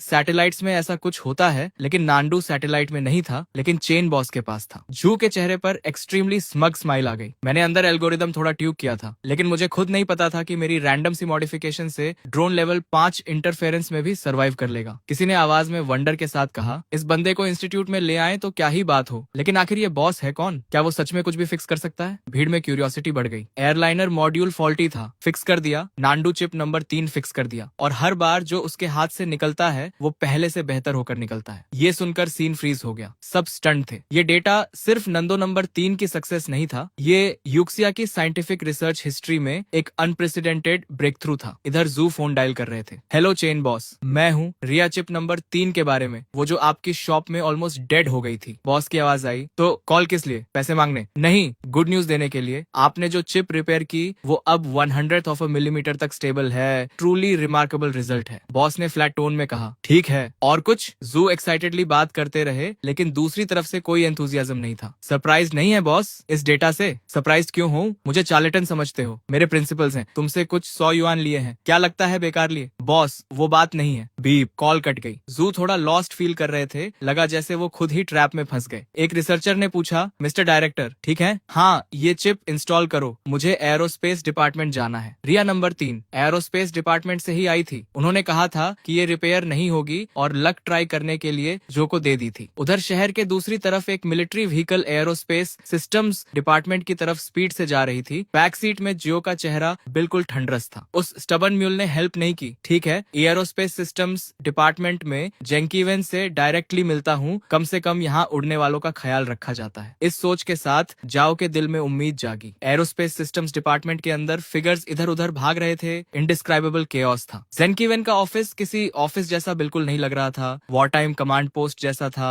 फोन्स लगातार बज रहे थे। भीड़ का आना जाना किसी मार्केट प्लेस से कम नहीं था। सब जैसे हाइपर एक्टिव मोड में थे, बस चेहरों पर अर्जेंट लिखा होना बाकी था। मिनिस्टर साहब, ड्रोन इंजन की रिपोर्ट पर सिग्नेचर चाहिए। 1 मिनट रुको मिनिस्टर, लॉन्च कॉम्प्लेक्स 3 के सर्किट्स इंप्रूव करने का प्लान देखना जरूरी है। जेनवेन एक हाथ में फोन पकड़े डेस्क पर बैठे थे, आंखें डॉक्यूमेंट्स पर जमी थीं। उस वक्त वो चाहते थे कि किसी तरह खुद को डुप्लीकेट कर लें। तभी एंट्रेंस से एक एक्साइटेड आवाज आई, ओल्ड मैन यहाँ कैसे? जो ने खुशी से कहा, नांडू 3 चिप देखो, एनकैप्सुलेशन के साथ हमने नांडू 3 रिपेयर कर दी तुम्हारे लिए। जेनवेन ने हैरानी से कहा, नांडू 3? वो प्रोजेक्ट तो अबैंडन नहीं था, कहाँ से रिपेयर करवाई और परफॉर्मेंस कैसी है? जू बोले, मैंने पहले ही इनिशियल चेक्स कर लिए हैं। प्रिसीजन और एंटी इंटरफेरेंस कैपेबिलिटी देखकर तुम स्पीचलेस हो जाओगे। जेनवेन ने थके हुए लहजे में कहा, बस ओल्ड जू, अभी वक्त नहीं है। ये फाइल्स का पहाड़ देख रहे हो, खुद देखना है तो देखो, आज तुम पर टाइम वेस्ट नहीं होगा। जू ने जोर दिया, लेकिन मैंने सच में फिक्स की है। जेनवेन ने नाराजगी से घूरते हुए कहा, एक बार और साफ बोल देता हूँ, हूँ। नांदू 3 प्रोजेक्ट को हायर अथॉरिटीज ने बहुत पहले कंडेम कर दिया था। इसे रिपेयर करने में कोलोसल रिसोर्सेज लगते, कोई गारंटी नहीं थी। जू ने कहा, लेकिन मैंने सच में रिपेयर की है, एक बार देख तो लो। नहीं, हाँ हाँ। जेनवेन ने इरिटेशन में ब्रीफकेस दूर धकेल दिया। जू का चेहरा तुरंत उतर गया, पैर के तलवे से सिर तक गुस्से की लहर दौड़ गई। उन्होंने ब्रीफकेस उठाया और बिना एक शब्द कहे ऑफिस से निकल गए। ठीक उसी वक्त एडमिनिस्ट्रेशन बिल्डिंग से एक और फिगर निकली। जो और उनका बॉडीगार्ड, दोनों के चेहरे एक दूसरे से ज्यादा डार्क थे। जो बड़बड़ाए, ये जेनवेन भी बिल्कुल सोमिनेंट जैसा है, प्रिंसिपल का इतना पक्का कि हैंडल करना इम्पॉसिबल है। थ्रेट्स भी किए, फ्लैटरी भी की, लेकिन ये जेनकीवेन टस से मस नहीं हुआ। नंदो 3 की बात करना बेकार गया। तभी कोर्टयार्ड में उन्हें किसी की बड़बड़ाहट सुनाई दी। नंदो, वो एम्बिशियस प्रोजेक्ट जो कुछ समय पहले अबैंडन हो गया था, वो कटिंग एज प्रोजेक्ट? जाओ ने सिर घुमाया और नजर जू से मिली, जिनका चेहरा किसी एंग्री गोस्ट से भी ज्यादा सलन था। गुड मॉर्निंग सर, अभी नांदू 3 की बात कर रहे थे। ये सुनकर जू ने सिर उठाया और फ्रीज हो गए। भगवान, शोल्डर पर स्टार्स देखकर ही समझ आ गया। जनरल, हाँ नांदू 3, हमारे 7वीं इंजीनियरिंग इंस्टीट्यूट ने नांदू 3 चिप रिपेयर कर दी है। लेकिन वो बेवकूफ जेनकीवेन कुछ समझता ही नहीं, बोलता रहा कि नंदो 3 कॉन्टिफेक्टर है। जो ने क्विकली जियो को ग्रीट किया और अपना स्मॉल बॉक्स प्रेजेंट किया। जियो ने कहा, नंदो 3, मुझे लगता था ये प्रोजेक्ट अबैंडन हो चुका था। जो बोले, वो पहले था, हमारे रिसर्च इंस्टीट्यूट ने प्रॉब्लम ओवरकम कर ली है, चिप टेक्नोलॉजी अपग्रेड हो गई है। अब इसकी प्रिसीजन इतनी है कि मक्खी को टारगेट कर सके, anti interference capability super human level की है, आसमान गिर जाए तो भी काम करती रहेगी, और सबसे इम्पोर्टेंट, इसका खुद का इंडिपेंडेंट कंप्यूटिंग एल्गोरिदम है। फाइनली एक रिसेप्टिव ऑडियंस मिला था। जू पैशनेट प्रेजेंटेशन मोड में आ गए। जाओ अमेजमेंट से सुन रहे थे, सच में इतनी पावरफुल है। वो जनरल थे, ट्रूप्स लीड करना जानते थे, लेकिन साइंटिफिक रिसर्च डेटा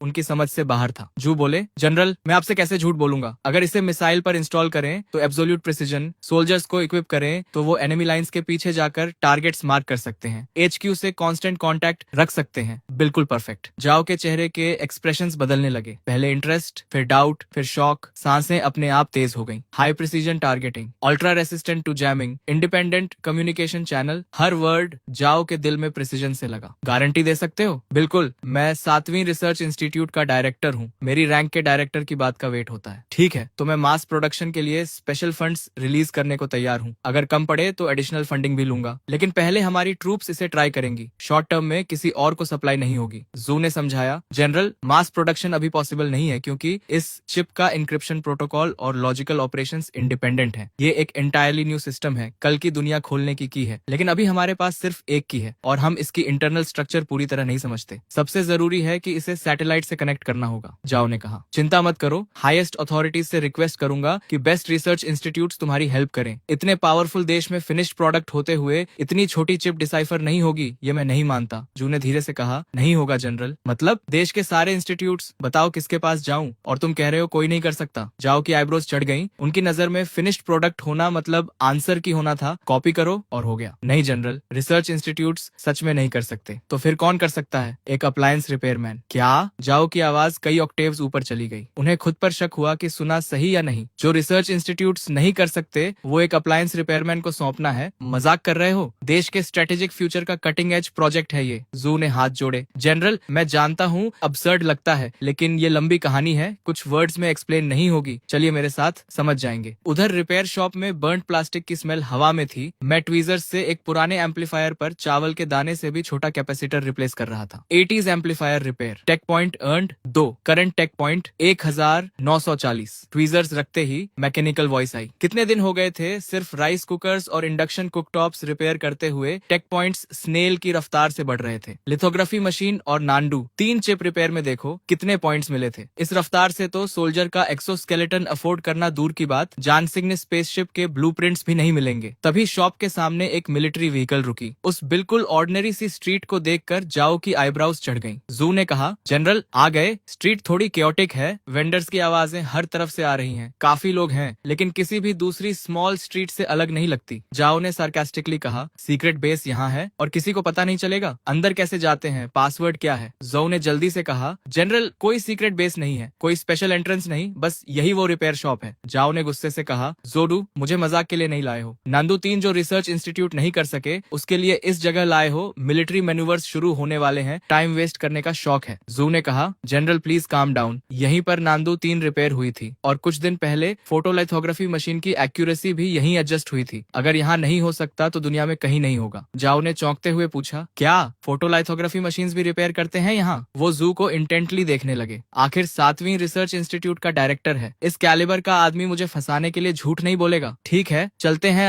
अंदर, लेकिन अगर वैसा नहीं निकला जैसा बताया है तो चाहे दुनिया के किंग हो, उड़ा दूंगा। जाओ ने कपड़े ठीक किए और रिपेयर शॉप की तरफ बढ़े। जू ने राहत की सांस ली। Detection of repairable objects, type 3 tactical flashlight, internal circuit short circuit, individual tactical goggles, falcon thermal imaging layer peeled off, damaged hummingbird micro communicator signal receiver module. जैसे ही वो अंदर आए, मैंने जाओ के साथ वाले बंदे पर तुरंत रिपेयरेबल चीजें स्पॉट कर ली। ये सब मिलिट्री इक्विपमेंट था और जो ग्रुप लीड कर रहा था वो क्लियरली कोई बड़ा आदमी था, आर्मी का बड़ा ऑफिसर। जू ने कहा, बॉस काफी टाइम हो गया। मैंने पॉलिटनेस से कहा, सर काफी टाइम हुआ, कैसे हैं? कस्टमर इज किंग, पॉलिट तो रहना पड़ेगा। जू बोले, बिल्कुल ठीक है, चिप भी ठीक है, जो भी रिपेयर करते हो चेन बॉस परफेक्टली काम करता है। वापस जाकर पूरी बैटरी ऑफ टेस्ट की, परफॉर्मेंस ओरिजिनल से भी बेटर निकली। मैंने फ्लैट टोन में कहा, कोई नई बात बताओ। जाओ ने साइडवेज नजर से देखा। उन्हें कम से कम 40 से 50 साल के किसी एक्सपर्ट की उम्मीद थी, लेकिन ये तो मुश्किल से 20 साल का लड़का था। प्रिसीजन इंस्ट्रूमेंट्स की उम्मीद थी, लेकिन रस्ट और बर्न प्लास्टिक की स्मेल के अलावा कुछ नहीं था। Young, smooth talking, nonchalant, arrogant, और ये एक्सपर्ट माना जाए। जाओ मन ही मन बोले, ये तो बुरा मजाक है। मैंने कहा, जनरल अभी शुरू भी नहीं हुए और तुम्हारे साथ जो चीफ और एडीडी कैंप है, उनकी बेल्ट पर टैक्टिकल फ्लैशलाइट का सर्किट बोर्ड प्रॉब्लम में है। गॉगल्स की थर्मल इमेजिंग कोटिंग पूरी तरह पीलिंग ऑफ हो रही है, रात को अंधे के बराबर है, और माइक्रो कम्युनिकेटर का सिग्नल मॉड्यूल भी फ्राइड है। ये मुंह पर एक्सप्लोड नहीं होगा, इसकी चिंता नहीं है। मेरी आवाज लाउड नहीं थी, लेकिन सबके कानों तक पहुंची, खासकर जाओ के एडीडी कैंप के। उसने इनक्रेजुलसली पूछा, ये कैसे पॉसिबल है? जाओ के एडीडी कैंप ने रिपोर्ट किया, जनरल फ्लैशलाइट कुछ दिन पहले ट्रेनिंग में एक्सीडेंटली डैमेज हुई थी। गॉगल्स और कम्युनिकेटर ब्रेकडाउन हो गए थे। आज रिप्लेस करने का प्लान था, लेकिन राउट सडनली बदल गया। जाओ भड़क गए, इतना इंपॉर्टेंट इक्विपमेंट तोड़ रखा है, मिशन पर हो या पार्क में घूम रहे हो, रिपोर्ट किए बिना रिप्लेस नहीं होता।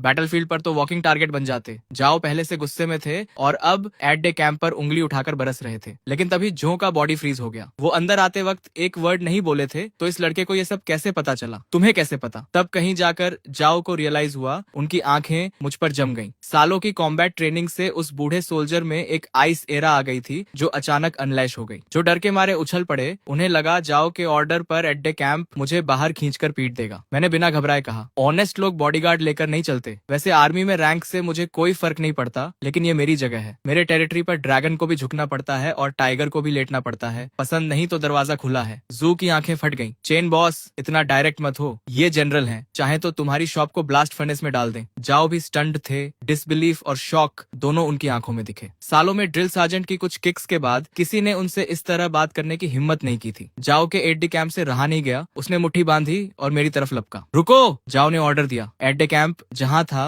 वहीं फ्रीज हो गया और पीछे हट गया। मैंने कामली कहा, ये रिपेयर शॉप है, बॉक्सिंग रिंग नहीं। लड़ना है तो बाहर जाओ। ऊपर से मैं काम था, लेकिन अंदर से डर के मारे जान निकल रही थी। उस बॉडीगार्ड की मसल्स बैगी क्लोथ्स के नीचे से भी दिख रही थी। अगर उसकी मुट्ठी मेरे सिर पर पड़ती तो इस स्टोरी का यही एंड हो जाता। जू ने क्विकली टॉपिक चेंज किया। चेन बॉस, पिछली बार नांडू 3 चिप रिपेयर की थी, हम उसे वॉरहेड पर इंस्टॉल करवाना चाहते हैं, ट्रैकिंग फंक्शन के लिए। क्या कर सकते हो? मुझे सडनली इंटरेस्ट हुआ। ये तो सीरियस मैटर है, आखिर करना क्या है? जाओ ने ग्रेवली देखते हुए कहा, अम्निशन है। हमारी ब्लू आर्मी में एक UIA है, हर बार उससे हारते हैं, इस बार जीतना है। कर सकते हो? मैं समझ गया, अगर मैंने मना किया तो ये सारे पुराने नए हिसाब चुकता कर देंगे। मैंने कहा, बिल्कुल हो सकता है, लेकिन इतने पैसे चाहिए। मैंने 5 उंगलियां उठाई। जू ने खुशी से फोन निकाला भी। 500 हो जाएगा। मैंने रोका, इस बार 50,000। क्यों? पहले 500 थे, अचानक इतना? क्योंकि इनकी शक्ल पसंद नहीं आई, मेरे साथ बदतमीजी की। 50,000 तो दोस्त का भाव है। मैंने जाओ की तरफ इशारा किया। जाओ ने बिना झिझके कहा, 50,000 मंजूर, और काम अच्छा हुआ तो 50,000 और। अगले ही पल पेमेंट कंफर्मेशन का बीप आया और इस तरह ये बड़ा कॉन्ट्रैक्ट मेरे हाथ लग गया। वो मेरा काम सॉल्व कर देंगे, लेकिन ये काम यहाँ नहीं होगा। मैंने कहा, काम तुम्हारी जगह पर होगा। जाओ ने पूछा, क्यों? ये हमारा मेन प्रोजेक्ट साइट है, यहाँ कोई कॉन्फिडेंशियल इन्फॉर्मेशन लीक होने का खतरा नहीं है। मैंने समझाया, कोई ऑफेंस नहीं, लेकिन तुम क्लियरली बड़े आदमी लगते हो। सच में मुझसे नंदो 3 एक सिंगल बुलेट पर माउंट करवाओगे? उसके लिए कम से कम एक सॉलिड शेल चाहिए। वो चीज शहर के बीच में नहीं निकाल सकते। अगर वो कॉन्ट्रैप्शन यहाँ दिखी तो मैं फ्रंट पेज न्यूज बन जाऊंगा। जाओ एक बार फिर स्पीचलेस हो गए, लेकिन इस बार पूरी तरह कन्विंस्ड भी थे। उन्होंने चिप इंस्टॉल करने के बारे में सोचा था, लेकिन ये प्रॉब्लम उनके दिमाग में आई ही नहीं थी। ठीक है, कोई प्रॉब्लम नहीं, तुम दोनों यहीं रुको, मैं अपना सामान लेकर आता हूँ। ये कहकर मैं सीधे पीछे स्टोरेज रूम में चला गया। जू और जाओ दोनों स्टंट खड़े रहे। उन्हें लगा मैं कोई सूटकेस वगैरह लेकर आऊंगा, लेकिन मैं एक घिसा पिटा कैनवस बैग लेकर निकला। जाओ ने हैरानी से कहा, बस यही और इंस्ट्रूमेंट्स? इतने सारे इंस्ट्रूमेंट्स यहाँ हैं, उन्हें क्यों क्यों नहीं ले रहे? मैंने डिस्डेनफुल नजर से जाओ को देखा और बोला, मेरा दिमाग ही सबसे बेस्ट इंस्ट्रूमेंट है, और हील घुमाकर दरवाजे से बाहर निकल गया। जो ने धीरे से कहा, खैर टेक्नीशियन तो है, जब तक योशियाओ से जीत दिलाए जो कहे वो गॉस्पल। बाहर आकर मैंने कहा, पैदल आए थे क्या? पूरी कार है बस, प्लेन नहीं है, टैंक नहीं है, लेकिन कम से कम मिलिट्री व्हीकल तो होनी चाहिए। जो ने झट से गार्ड्स को सिग्नल दिया और थोड़ी देर में एक ऑर्डिनरी कार और एक मिलिट्री व्हीकल आ गई। मैंने मन में सोचा, बुरा नहीं, जिंदगी में पहली बार मिलिट्री व्हीकल में बैठने का मौका मिला। चलो। दोनों कार्स तेजी से सड़क पर दौड़ने लगी। मैं बैक सीट पर टेक लगाकर आंखें बंद करके आराम करने लगा। कन्वेंशनल वॉरहेड में चिप ऐड करना ये काम चेन वेव्स रिपेयर करने से कहीं ज्यादा इंटरेस्टिंग था। कन्वेंशनल वॉरहेड का फ्लाइट पाथ खासकर टर्मिनल फेज में कई फैक्टर से इन्फ्लुएंस होता है, air currents, temperature, humidity, target movement वगैरह। टर्मिनल करेक्शन वो फाइनल फेज होता है जब GIV टारगेट के पास पहुंचने वाली होती है। इंटरनल माइक्रो प्रोपल्सर्स ट्रैक्टरी एडजस्ट करके डिविएशंस करेक्ट करते हैं। कुछ घंटों बाद दोनों कार्स एक हेविली गार्डेड एनकैंपमेंट में स्लोली दाखिल हुई। ऊंची वॉल्स,